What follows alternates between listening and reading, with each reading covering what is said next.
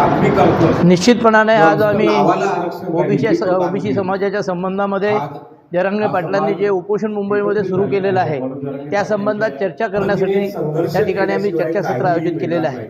जरांगेंना सरकार पाठीशी घालतंय, प्रशासन पाठीशी घालतंय आणि विशेषतः मराठा समाज आणि सरकार जरांगेंच्या खांद्यावर बंदूक ठेवून या ठिकाणी त्यांचं हेतू साध्य करीत आहेत। मला तर म्हणायचं आहे की स्वातंत्र्यपूर्व काळामध्ये जातनिहाय जनगणना झाली, हीच जनगणना येत्या जनगणनेमध्ये 2027च्या जनगणनेमध्ये जातनिहाय जनगणना झाली पाहिजे असं आमचं ठाम मत आहे, म्हणणं आहे आणि त्यासाठी आम्ही प्रकर्षाने रस्त्यावर उतरणार आहोत। त्यापूर्वी जरांगेंनी जो मुंबईमध्ये आमरण उपोषण किंवा उपोषण सुरू केलं आहे त्या उपोषणाला देखील आमचा तीव्र आक्षेप आहे।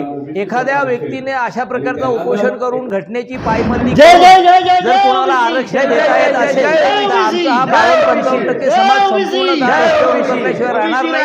आम्हीही उपोषण आणि अन्य मार्गाचा वापर करू आणि आम्ही देखील डॉक्टर बाबासाहेबांनी आम्हाला आरक्षण दिलेलं आहे तो आम्ही कोणाला हिसकावू देणार नाही।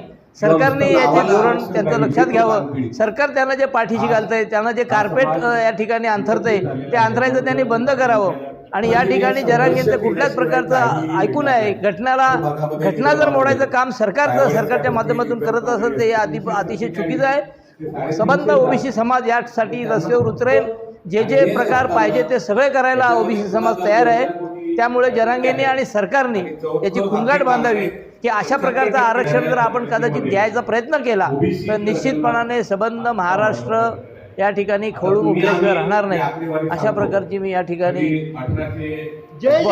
कडू बोल वृत्तवाहिनी, सत्याचा कडवट आवाज।